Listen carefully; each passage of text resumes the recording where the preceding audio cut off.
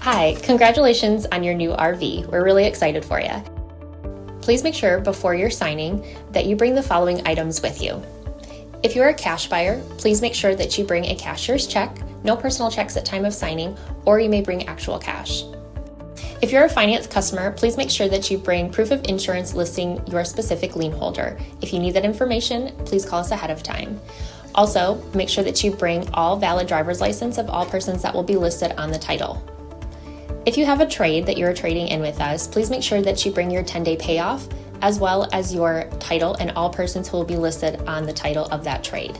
Arrive 30 minutes early before your appointment time so we can properly inspect your unit, and also make sure that you have the fridge on and running prior to arrival.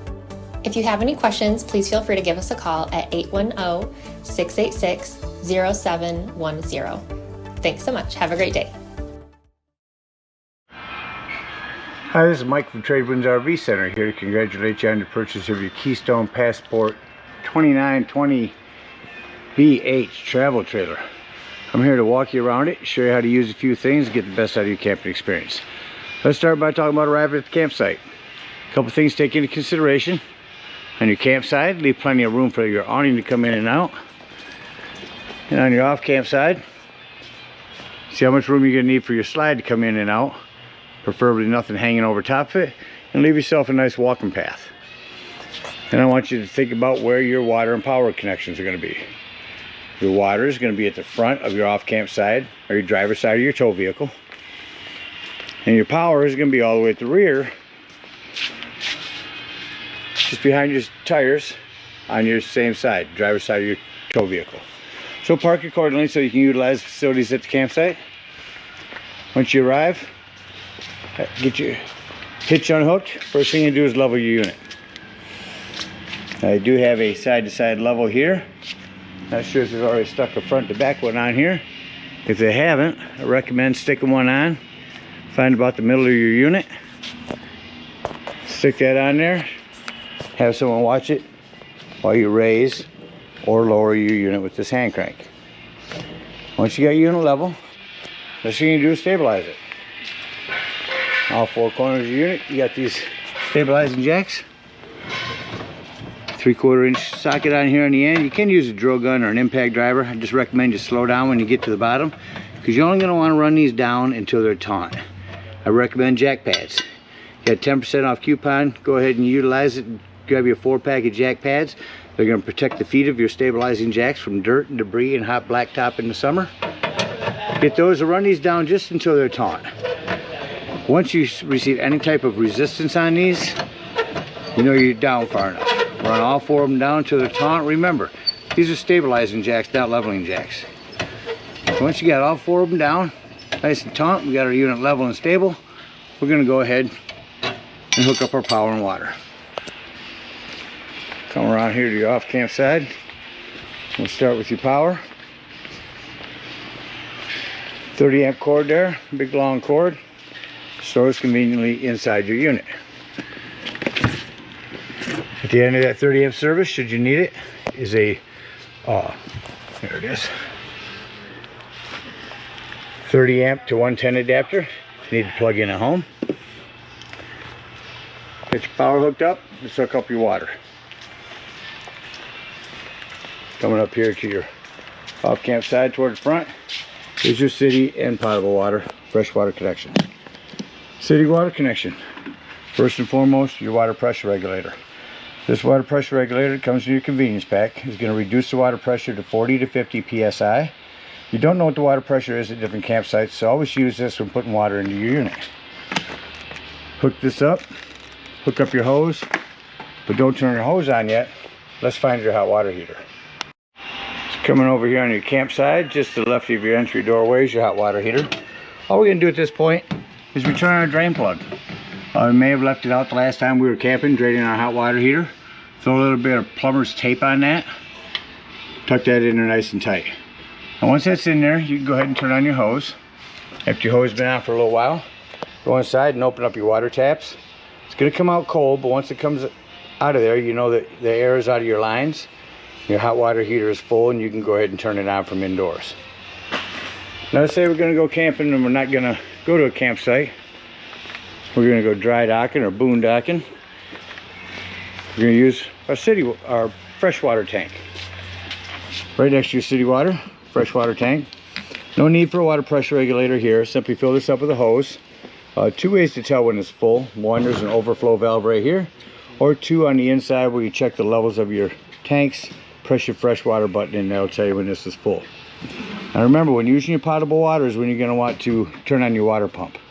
Don't turn on your water pump and hooked up to city water. That's already pressurized. Alright, we're all set up to camp now. Let's go ahead and walk you around the rest of the unit and show you a few things. The big pass-through storage here. Stabilizing jack. Our water connections. The only thing I mentioned on your slide is on these wipers. To add to the longevity of the life of these, you want them to stay pliable. They have a spray in our store that you can actually spray on these.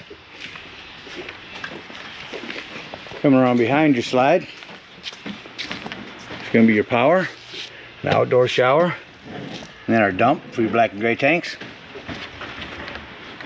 It's a separate entryway into your bunk area, of course, because you can lift this bunk up and make this all storage.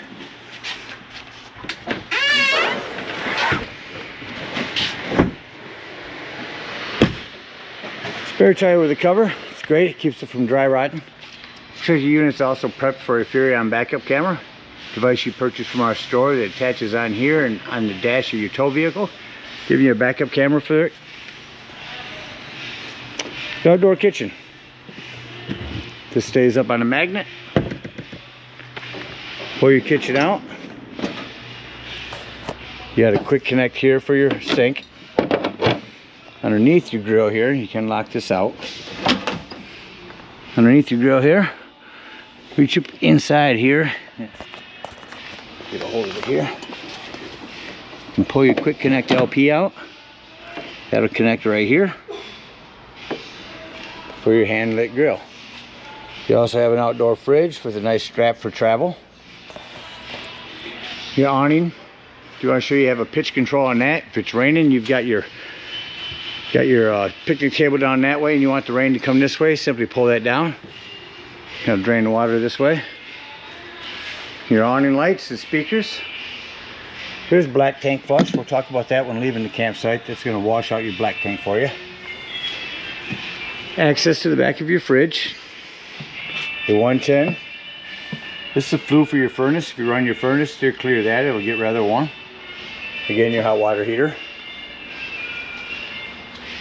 The other side of your pass-through storage. There's a cover for your propane tank. Propane is on a regulator. Lefty-loosey to open. Just point it toward the tank you wish to be using. Again, check your battery posts. Make sure those haven't wiggled loose going down the road. And lastly, a docking light out here.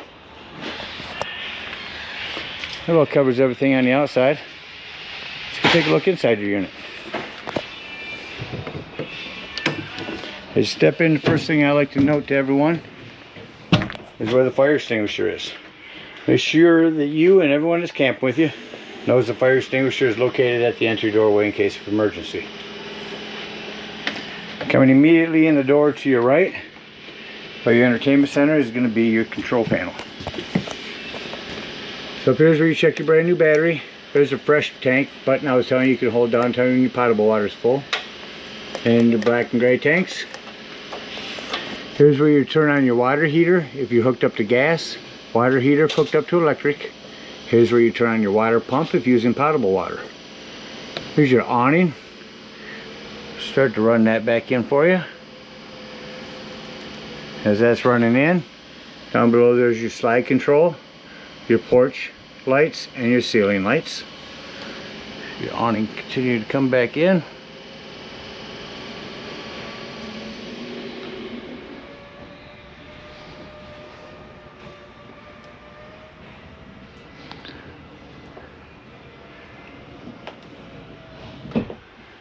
Next to that, your sound system. Turn that on here. AM, FM, Bluetooth, auxiliary, DVD, USB port, CD player. Really nice system here. Zoned. So you got music indoors. Shut that off. Play it outdoors. upon a time, there was a...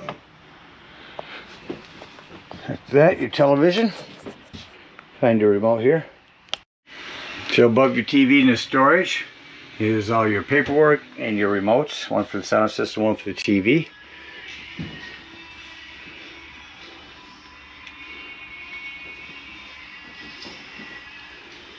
I'm going to show you that working real quick.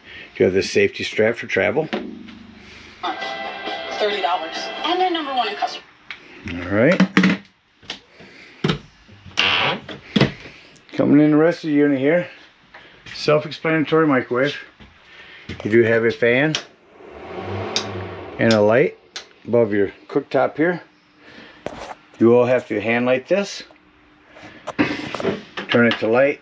Hand light it with a long lighter. Same thing on your oven. Turn it to pilot. Push to hold for gas. Get up underneath there and light your pilot light. Automatic fridge. Turn that on here. We'll push the gas button in. We're on auto. Auto means when you're plugged in, you're running off electricity. As soon as you unplug, it'll automatically go to gas. Pull that gas button up and you're strictly on gas now. In the hallway is your thermostat. Turn that on. Let's go to air. There's your air. I'm going to shut your air off.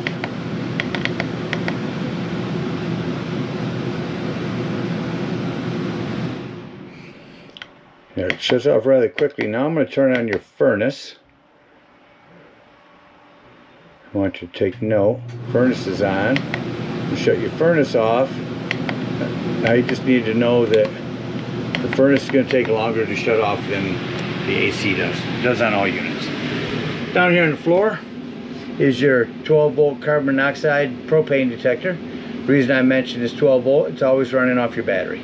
So if you're going to be gone for the day, if you're out boondocking, nothing plugged in, charging your battery, disconnect one of your battery posts to keep this from running your battery down. The bathroom here. The thing I want to mention in here is this is where your 110 with GFCI resets at. And maintain your plumbing. Just like you would your house at home. Keep an eye on your plumbing, more so with these because you are bouncing a house down the road. You do have a hand crank open. Power exhaust in here as well. For the bunk room to your right is an access panel to your breaker box and fuses. A couple of 40s, a handful of 15s there. Highly recommend having a handful of those with you when you go camping. Not much to talk about your bunk room other than the fact that it is prepped for a TV back here. And of course, you know your bottom bunk will fold up and give you that storage from the outside, like I showed you. A lot of individual lighting back in here. Underneath all the beds, just click them themselves. Lift your tabletop off. These legs will pull right out. Set it on these wooden lips here. Put the back cushions on top, gives you another sleep space. Sofa here looks like a jackknife's. Lift up on the front and lay that down for another bed. Lift up on the front, pull in from the back to set it back down for a sofa. There's your smoke alarm. Come back into the bunk or bedroom area. You do have 110s next to the bed. And again, more individual lighting. Before I shut off all the lighting back here, I do want to mention when you travel, make sure that you snap these doors back. Both of these, as well as, excuse me, just these two. One on this side and one on the other side of the bedroom.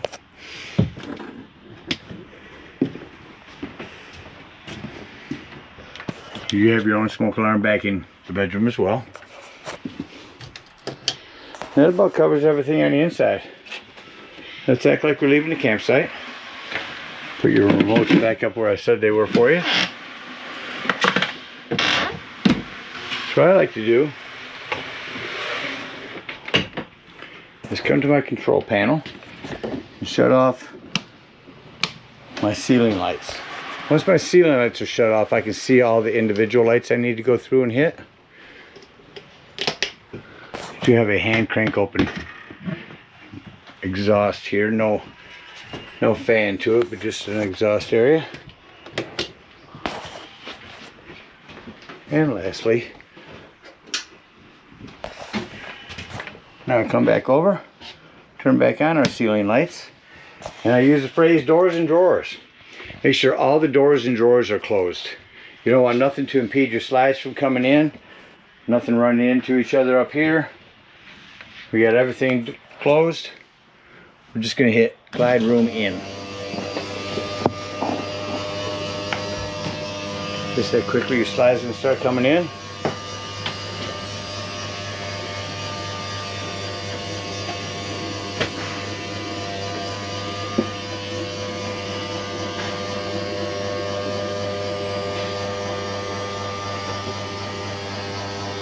The importance of having all those drawers and doors closed. Slides in, shut off your ceiling light, exit the unit. Lock and deadbolt your exterior door. Lift and turn this handle, your door is secure for travel. Steps will fold here, then up and in. At this point, so once your water is unhooked, we're going to come to our hot water heater. We're going to open up this pressure release valve. That's going to drain all the hot water out of here. Once you do, snap that back down or your door won't close. And then you can pull your drain plug. We're going to head on over to our other side. We can bring up all of our stabilizing jacks. Come on over here. Right by your black and gray tanks are your low point drains. Open them up. Drain that out, hook up your hitch, and head on up to the dump station. Or your power, of course. Unhook your power. It'll all, like I said, just tuck right back inside here. Keep pushing. It's amazing there's how much room is in there. But get our power cord back up in there, head on up to the dump station. Now park accordingly at the dump station. On your driver's side, behind your tires, almost to the rear of the unit, is going to be where you're dumping. You have this 10-foot long hose. It's going to come to your dump station. Hook that right up here right now and pull your black handle. Now after, that's going to be your sewage. After it sounds like your black handle is no longer draining, you're going to come over here to your campsite, again with your water pressure regulator, and hook up the hose at the dump station right here. Leave the black handle open and turn that on for a good 5 minutes. It's going to wash all that nastiness out of your black tank. Unhook your hose, close that up, go back around, close your black tank, and then pull your gray handle. Gray handle is going to be on the right. Pull that. That's going to be your cleaner waters, your sinks, your showers. That's going to clean your sewage hose out for you. Then you can conveniently and sanitarily store your sewage hose right inside your bumper. Again, we thank you guys so much for your purchase. We hope you enjoy this passport for many years to come. Happy camping.